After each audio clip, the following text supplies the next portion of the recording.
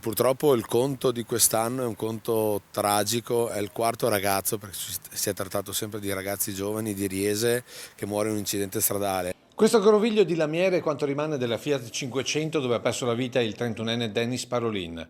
Immagini che raccontano da sole la velocità d'impatto della vettura prima contro questo palo elettrico, successivamente sul guardrail di questo ponticello.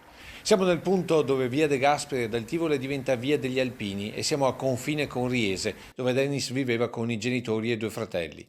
Operaio in una ditta di serramenti al Tivole, chissà quante volte ha percorso questa strada fino a ieri, poco dopo la mezzanotte, quando stava tornando da una festa di compleanno.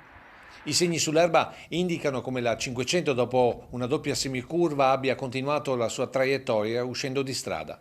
L'assenza di segni di frenata farebbe pensare ad una disattenzione o un colpo di sonno fatale.